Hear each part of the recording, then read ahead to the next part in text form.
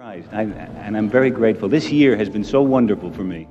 Yeah, when I wake up and say I'm done, that'll be when I'm already dead. MASH wasn't just a TV show. It was a cultural phenomenon that captivated audiences with both laughter and heartache. But while the series appeared seamless on screen, things weren't always so smooth behind the scenes. For years, rumors circulated about on-set tensions. And now, Alan Alda is breaking his silence. One co-star in particular sparked conflicts that nearly disrupted the show's chemistry. So what really went on when the cameras weren't rolling? Who is Alan Alda? Alan Alda was born Alfonso Joseph d'Abruzzo on January 28, 1936, in Manhattan, New York City. And his childhood was anything but ordinary. They were constantly on the move, as his father, actor and singer Robert Alda, chased performances across the country. His mother, Joan Brown, a former beauty queen, however, tried to balance the chaos at home. With Italian roots from his father and Irish heritage from his mother, Alda grew up in a world of contrasts, show business glamour, and the glaring realities of a nomadic life. At age 7, something unimaginable happened to young Alda. Polio struck, and during those days, treatment was always brutal. Hot woolen blankets were wrapped around his limbs, and his muscles were stretched to the limit in an effort to fight paralysis, though the treatment worked, but the pain never left his memory. He later attended Archbishop Stepinac High School before studying English at Fordham University. There, he spent time on the school's FM radio station, WFUV, and spent a year abroad acting in Rome, studying in Paris, and performing alongside his father on Dutch television. After earning his degree in 1956, Alda joined the Army Reserve through ROTC, spending 6 months at Fort Benning. Though often misreported as a Korean War veteran, Alda himself cleared the record that he never went overseas. His military duty mostly involved running a mess tent, something he often joked about. Alda's impressive career. The stage pulled him in early. Alda cut his teeth with the Compass Players, an improv troupe that laid the groundwork for Second City in Chicago. The Cleveland Playhouse gave him a season-long residency in 1958, where he took on roles into Dorothea's Son, Heaven Come Wednesday, Monique, and Job. That same year, he made his television debut in The Phil Silvers Show, playing a smug art dealer. By 1961, he had landed on Broadway in Pearly Victorious, written by Ossie Davis. But it was his role in The Owl and the Pussycat that caused a stir when Alda, playing Felix the Owl, shared a kiss on stage with his co-star Diana Sands, an African-American actress. The backlash came swiftly in the form of hate mail. But undeterred, Alda kept the role through the 1964-65 season. In 1966, Alda's range expanded with the Broadway musical The Apple Tree, where he starred opposite Barbara Harris. His performance earned him a Tony nomination for Best Actor in a Musical. But long before the accolades rolled in, he had already made an important decision. In 1957, during a summer spent acting in Maine, he decided that was where he truly belonged. As Alda built his career on stage and television and film, his versatility became undeniable. In the mid-1960s, he joined the cast of That Was the Week That Was, an American satirical news program alongside David Frost, Henry Morgan, and Buck Henry. Around the same time, he made his Hollywood debut in Gone Are the Days, a film adaptation of Pearly Victorious, starring Ruby Dee and Ossie Davis. Film roles continued to follow, from playing Huey writer George Plimpton in Paper Lion, 1968, to starring alongside Jacqueline Bisset in the psychological thriller The Mephisto Waltz, 1971. Meanwhile, Alda's quick wit made him a regular face on game shows like What's My Line and I've Got a Secret. He even contributed his writing talents to Free to Be, You and Me, Marlo Thomas's groundbreaking children's program, The Big Break. Then came 1972, the year that changed everything. Alda was cast as Hawkeye Pierce in MASH, a TV adaptation of the 1970 film. What began as an irreverent military comedy soon evolved into one of the most iconic series in television history. Over 11 seasons, Alda wrote 19 episodes, directed 32, and appeared in all 256, an achievement unmatched by any other cast member. His work earned him 21 Emmy nominations and 5 wins. But despite his success, Alda refused to uproot his family to Los Angeles, instead commuting from New Jersey every weekend for 11 years. His dedication to both work and family was unshakable. His father, Robert Alda, and half-brother, Anthony Alda, even made guest appearances on the show, most memorably in the Season 8 episode Lend a Hand. In its early years, MASH followed a more traditional service comedy format, reminiscent of McHale's Navy. But as the show evolved, so did Alda's role behind the scenes. By the later seasons, he had become a producer and creative consultant, helping to steer the series toward deeper, more thought-provoking storytelling. The shift divided fans and critics into 2 camps: those who preferred the lighter early seasons and those who embraced the more serious later years.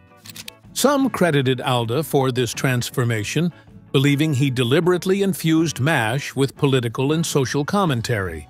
But he rejected that idea. "I don't like to write political messages," he said in a 2016 interview. "I don't like plays that have political messages. I do not think I am responsible for that." Regardless of intention, MASH became more than a sitcom.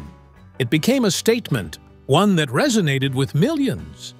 During the first 3 seasons of MASH, Alda, Wayne Rogers, and McLean Stevenson worked well together, sharing the spotlight as equals.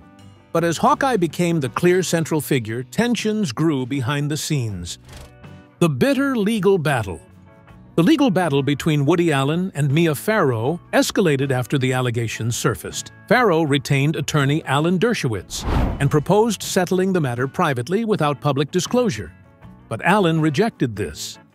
On August 13, 1992, just a week after being informed of the allegations, Allen filed for sole custody of Dylan Moses and Satchel in New York Supreme Court. 2 days later, Farrow's mother, actress Maureen O'Sullivan, publicly criticized Allen and confirmed Farrow had hired Dershowitz. On August 18th, Allen held a press conference at the Plaza Hotel, calling the molestation allegation an unconscionable and gruesomely damaging manipulation of innocent children for vindictive and self-serving motives. He claimed that during a meeting on August 13th, Farrow's lawyers had demanded between $5 million and $8 million in hush money.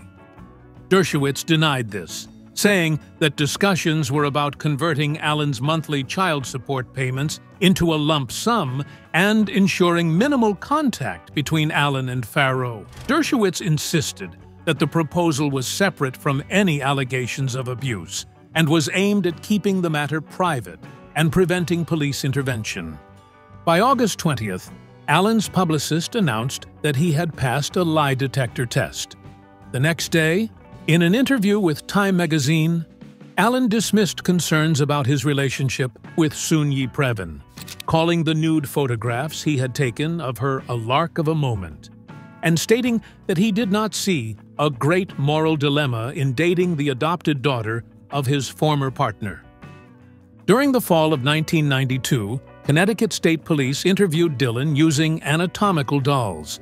In her final interview on December 30th, Dylan inserted the male doll's private parts into the female doll's private part and claimed she had seen Allen engage in intercourse with Soon-Yi that summer. She reportedly told the investigators, "Daddies do not do this, and daddies are not supposed to act like boyfriends." Due to the seriousness of this claim, a court hearing regarding Allen's visitation rights was temporarily suspended. Between September and November 1992, Dylan was interviewed by specialists at Yale New Haven Hospital. When asked about relationships between boyfriends and girlfriends, Dylan described them as involving kisses and hugs. The investigation ultimately concluded that Alan and Soon-Yi's sexual relationship began in December 1991, contradicting Dylan's claim of witnessing intercourse in the summer. Alan denied Dylan's allegations, stating, "I think that when Mia needs something, she takes our daughter and makes her say it."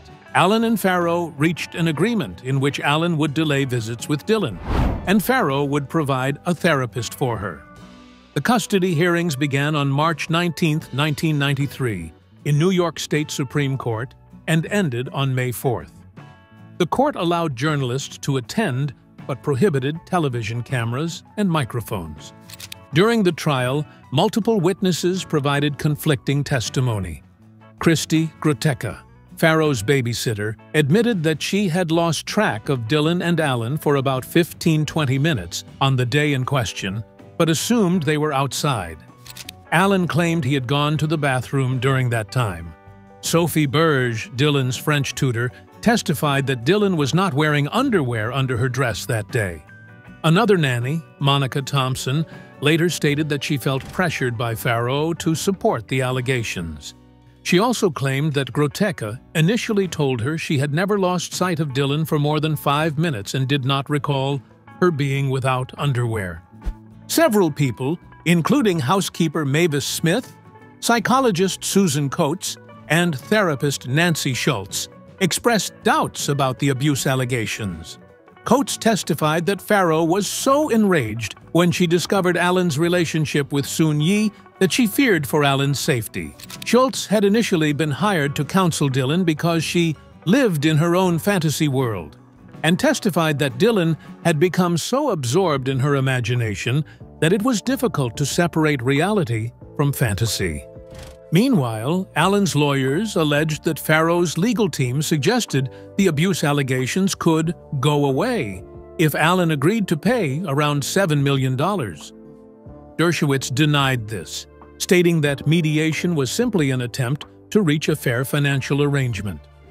During cross-examination, one of Alan's lawyers acknowledged that the financial discussions mostly revolved around child support, tuition, medical expenses, and compensation for Farrow, who had lost her income from starring in Alan's films. In an October 14, 1992, interview with Charlie Rose, Dershowitz suggested that if Alan had not filed his lawsuit, the entire situation could have been handled quietly and never made public. The investigation into Woody Allen's alleged misconduct took several turns, with key institutions casting doubt on the claims. The Connecticut State Police referred Dylan Farrow to Yale New Haven Hospital's Child Sexual Abuse Clinic, which found no evidence of abuse and suggested her allegations might have been influenced by Mia Farrow. Separately, the New York Department of Social Services also found no credible evidence to support the claims. Despite these findings, the case played out in a bitter custody battle. Alan sued Farrow for sole custody of their children, Dylan, Satchel, and Moses, but lost. While the judge ruled that abuse was not proven, he still denied Alan custody. Limited supervised visits with Satchel were allowed, while Moses, a teenager at the time, was given the freedom to decide for himself. The decision was upheld on appeal in both 1994 and 1995. Years later, Dylan continued to stand by her accusations, publicly speaking out in interviews and op-eds. Meanwhile, Alan consistently denied the allegations, pointing to multiple investigations that cleared him. In a twist, two of Mia Farrow's children, Moses and Soon-Yi, publicly accused her of abusive behavior and claimed she manipulated Dylan into believing the allegations. Moses, who was 14 at the time of the alleged incident, described his past support of Mia as the biggest mistake of his life and asserted that he had witnessed her trying to convince Dylan that she was abused. The allegations resurfaced in the wake of the #MeToo movement, sparking a wave of public responses. Hollywood actors like Natalie Portman, Timothée Chalamet, and Mira Sorvino distanced themselves from Alan, with some even donating their earnings from his films to charity. However, not everyone turned away. Alda, for example, took a more measured stance, saying he would work with Allen again, emphasizing that he didn't have enough facts to make a judgment. Tensions behind the scenes. In the 1970s, MASH wasn't just another show. It blended comedy with the brutal realities of war. But behind the scenes, the battles weren't always scripted. While Alda became the face of the series, shaping its direction both on and off screen, not everyone was thrilled with his growing influence. Director Jackie Cooper, for one, had his own frustrations, and he didn't hold back. Alda wasn't just the lead actor. He was the backbone of MASH. His vision turned it into something more than a standard sitcom. At first, Cooper had high hopes for working with him. The two had almost collaborated on a film years earlier, and Cooper admired his professionalism. But once they reunited on MASH, Cooper's opinion changed. Alda's lack of leadership. In his 1982 autobiography, Please Don't Shoot My Dog, Cooper recalled moments of frustration, particularly when he expected Alda to intervene in cast tensions. At the time, actors like McLean Stevenson, Gary Berghoff, and Loretta Sweet were known to cause trouble on set. Cooper assumed Alda, as the show's lead, would help manage the situation. But Alda refused. To Cooper, this was a sign of detachment and a refusal to take responsibility for the show's dynamics. But was Alda avoiding conflict, or was he simply setting boundaries? At that time, Alda wasn't a director or producer. His job was to act, not to mediate disputes. Expecting him to take on a leadership role that wasn't his to claim was unrealistic and demonstrated Cooper's misunderstanding of how television sets work. Managing the cast was the director's responsibility, not Alda's. Cooper's biggest misstep came when he made what he thought was a compliment, but ended up deeply insulting the cast. During one of his directing stints, he remarked that if the producers had wanted someone just to be funny, they would have hired Carl Reiner. Instead, they cast the MASH actors because they were good performers. To Cooper, this was a harmless observation. To the cast, it was an unnecessary slight. On MASH, being funny wasn't just a bonus. It was essential. Alda, deeply invested in the show's tone and the respect of his colleagues, confronted Cooper after filming. He told him flat out that he had no idea what kind of people they were, making it clear that Cooper had completely misread the room. Cooper later described Alda's reaction as irrationally angry, but in reality, Alda was defending his team and the integrity of the show. If Cooper had hoped to make Alda look bad, he had failed. Instead, he reinforced what most already knew. Alda wasn't just a star. He was the heart of MASH. Through all of Cooper's criticisms, Alda still comes out looking just fine. While Cooper tried to frame him as unwilling to lead or overly sensitive, what truly stands out is that Alda was fiercely protective of the show and its people. He wasn't about to let an outsider diminish what they had built together. If anything, Cooper's attempts to discredit Alda only reinforced what fans and colleagues already believed. Alda wasn't just the lead actor on MASH. He was its heart and soul. Allen's support for Woody Allen. In 1993, Alda found himself in the middle of controversy after voicing support for Woody Allen, who was facing serious allegations at the time. In August 1992, Allen was accused by actress Mia Farrow of molesting their adoptive daughter, Dylan Farrow, who was 7 years old. The alleged incident was said to have taken place in Farrow's home in Bridgewater, Connecticut, sparking a public and legal battle that divided opinions in Hollywood. Alda and Allen had a long professional history, having worked together on multiple films. In Crimes and Misdemeanors, 1989, Alda played Lester, a charismatic but self-absorbed television producer.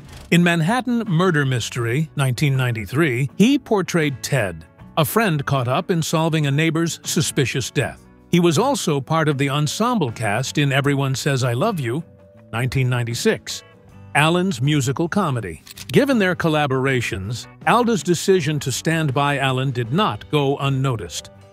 Alan and Farrow had been in a relationship for 12 years, during which Farrow starred in 13 of his films. They never married. Instead, they maintained separate residences in Manhattan. Before meeting Alan, Farrow had 7 children, 3 biological sons and 4 adopted children.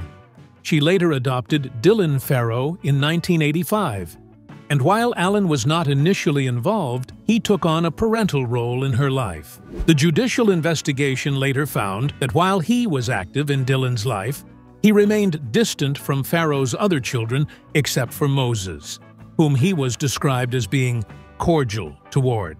In December 1987, Farrow gave birth to Alan's biological son, Satchel, later known as Ronan Farrow. By 1991, she expressed interest in adopting another child. Alan, though initially hesitant, agreed under the condition that he could adopt Dylan and Moses as well. Farrow proceeded with the adoption, and in October 1991, she welcomed another Vietnamese child into the family. Alan's adoption of Dylan and Moses was finalized on December 17, 1991. Concerns about Alan's behavior toward Dylan reportedly began as early as 1987. Farrow allegedly warned Alan about giving Dylan excessive attention, limiting her breathing room. This excess attention included reading to Dylan while in his underwear, allowing her to suck his thumb, and sitting on her bed in the mornings, waiting for her to wake up. In one instance, Dylan allegedly locked herself in a bathroom for 4 hours when Alan arrived, leading him to have an employee pick the lock with a coat hanger. But despite these growing concerns, in 1990, Farrow adjusted her will to grant Alan custody of her minor children, Dylan, Satchel, and Moses, in the event of her death. The following year, she even submitted an affidavit endorsing Alan's adoption of Dylan and Moses, calling him a loving, caring, attentive parent, and stating that Dylan would only benefit from having him as her adoptive father. Then, the allegations of sexual misconduct arose. At the custody trial in 1993, family psychologist Dr. Susan Coates, who had observed Alan's behavior, testified that while it was inappropriately intense because it excluded everybody else, she did not interpret Alan and Dylan's dynamic as sexual. Alan later explained that he had given Dylan extra attention to compensate for the time Farrow was spending with the newborn Satchel. Journalist Maureen Orth reported in Vanity Fair that in 1990, Alan agreed to discuss his behavior in counseling. However, at the trial, Coates clarified that while Alan had been involved in sessions related to the children's therapy, he was not in treatment for inappropriate behavior with Dylan or any other issues. Farrow, meanwhile, reportedly told her therapist that she feared Alan might abuse Satchel and also expressed concerns that he had a sexual relationship with another man. These statements, along with the custody battle and allegations, added more layers to an already complex and highly publicized case. Then it got worse. Alan's relationship with Soon Yi. In 1991, Woody Allen began a romantic relationship with Soon Yi Previn, one of Farrow's adopted children. According to Allen, the relationship started in late December of that year. However, Mia Farrow claimed that the relationship began earlier, possibly while Soon Yi was still in high school. But oh, it gets worse, because allegedly, Dylan Soon Yi and Allen together on a bed in the summer or fall of 1991. Ultimately, the appeals court determined that the relationship began in December 1991. One of the key debates surrounding their relationship was Soon Yi's age at the time. When Farrow and Andre Previn adopted her from a Seoul orphanage in 1977, she was given a legal birth date of October 8, 1970. Based on this, Soon Yi would have been 21 when Farrow discovered the relationship. The controversy over timing intensified when Farrow sought to void Allen's adoption of Dylan and Moses, arguing that his involvement with Soon Yi predated the adoption's finalization in December 1991. During her senior year of high school, Soon Yi had expressed interest in modeling, and Allen advised her on styling and arranged professional photographs. They reportedly grew closer after attending basketball games together in 1990 and 1991. Their relationship became public on January 13, 1992, when Farrow discovered nude Polaroid photos of Soon-Yi in Alan's home. Soon-Yi, then a college freshman at Drew University, was 21, while Alan was 56. He later testified that the photographs were erotic but not pornographic, though the appellate court disagreed with his characterization. Despite the revelation, Farrow did not immediately sever ties with Alan. She continued working on Husbands and Wives, 1992, her final film with him, and allowed him to visit her home. According to Farrow, Alan initially told her that the relationship with Soon-Yi was over and even asked her to issue a joint statement, denying it, an idea she refused. By July 1992, Soon-Yi lost her summer camp counselor job in Maine after being caught spending excessive time on the phone with a Mr. Simon, later revealed to be Alan. Around this time, Alan visited Connecticut for Dylan's birthday, where he allegedly found a note from Farrow calling him a child molester, who was now focused on youngest daughter, referring to Dylan. On August 1, 1992, Farrow called family psychologist Dr. Susan Coates, saying she had just learned that Alan and Soon-Yi were still together. She was distraught, reportedly telling Coates that she and Alan had recently discussed marriage and describing him as satanic and evil. Alan made his relationship with Soon-Yi public on August 17, 1992. Soon-Yi later stated that Alan had never been a father figure to her and that they only became close after his relationship with Farrow had ended. Although their relationship was widely scrutinized, there were no legal barriers. Alan and Farrow had never married, and he had never adopted Soon-Yi.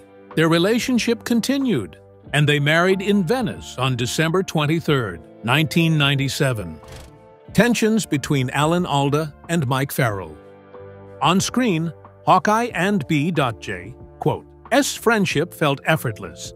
But behind the scenes, things weren't always as smooth. Spending 11 years together on a television show can either forge lifelong friendships or create underlying tensions that never quite fade. Unlike many shows that end in a series of behind-the-scenes drama, MASH concluded on a much better note. There was surprisingly no explosive fallout behind the decision to end the series. According to an interview with the National Museum of American History, Alda explained that they had simply begun to run out of steam and were repeating themselves. With no dramatic feuds marking its conclusion, the question remains, just how close was the MASH cast once the cameras stopped rolling?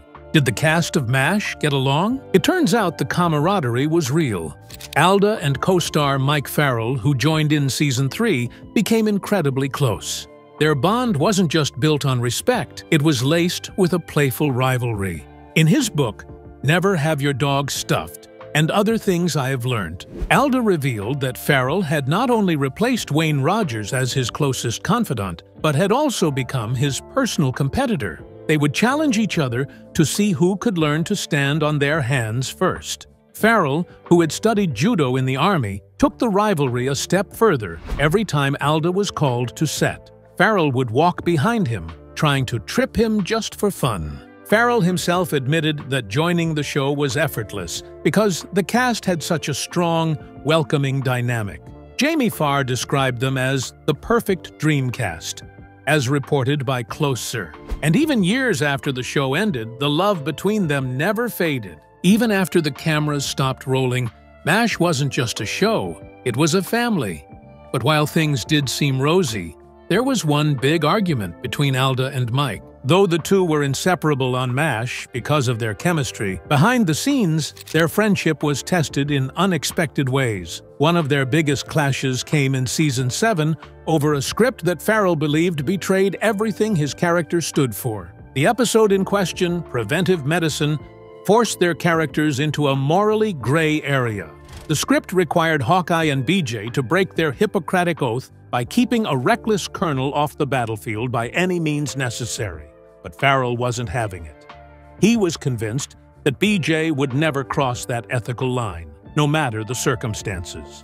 According to Collider, Farrell didn't just voice his concerns, He flat out refused to do the episode as written. Alda, who had a creative direction on the show, however, disagreed.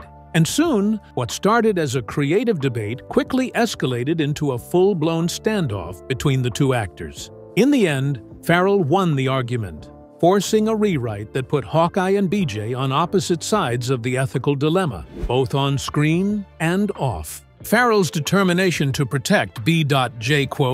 S integrity wasn't surprising. When he first joined MASH, he had enormous shoes to fill, stepping in as Hawkeye's new best friend after Wayne Rogers' trapper John. Many wondered whether he could ever match the beloved duo's dynamic. Despite their occasional creative battles, Alda and Farrell remained close, proving that even the best of friends don't always see eye to eye. And sometimes, that's exactly what makes great television. After this experience, Dale Sherman observed that Farrell gained the confidence to request changes and steer his character in ways that were not always evident from the writer's perspective. As for the state of Alda and Farrell's friendship, after this minor clash, Alda himself reassured fans in his memoir that any tension between them was short-lived. In fact, they had a special retreat on set, a makeshift clubhouse of sorts. Alda described a shed that the cast unofficially claimed as their own, a storage space meant for bedpans and bloody dummies used in triage scenes. But for Alda and Farrell, it became a refuge where they could unwind with a game of chess between takes. Reflecting on the space in Never Have Your Dog Stuffed and Other Things I've Learned, Alda wrote that when Farrell wasn't busy trying to trip him, they would relax in the shed, playing chess. He recalled that the shed, filled with medical props, had a somewhat gloomy atmosphere, so he arranged for fresh flowers to be delivered every week. However, they weren't the only ones enjoying the space. Mice would sneak in at night and feast. This odd but endearing scene captures the essence of their friendship. Through ups and downs, through ethical debates and mischievous antics, Alda and Farrell remained close. And their pranks? Legendary. One of the most unforgettable jokes unfolded when Alda mentioned receiving a call from a phone scammer. Seizing the opportunity, Farrell devised an ongoing prank, enlisting friends to bombard Alda with spam calls and letters, all pretending to be from the scammer. He even took it a step further, arranging for a singing telegram to show up, fully committed to the ruse. Recalling the prank, Farrell said, "I had a person come in and do a whole song and dance about this scam." The moment the performance ended, Alda turned to him, realization dawning, and muttered, "You son of a bum." The joke had gone on for weeks before Alda finally caught on. From staged arguments to shared laughs, from intense debates to relentless pranks, Alda and Farrell's friendship was anything but dull. It was the kind of bond that made MASH unforgettable. Not just on screen, but behind the scenes as well. But Alda's friendships weren't confined to just the MASH set. His loyalty extended beyond Hollywood camaraderie, sometimes putting him at the center of controversy. Which MASH character left the biggest impression on you? Share your favorite moments in the comments. And don't forget to like, subscribe, and turn on notifications so you never miss our latest videos on your favorite stars.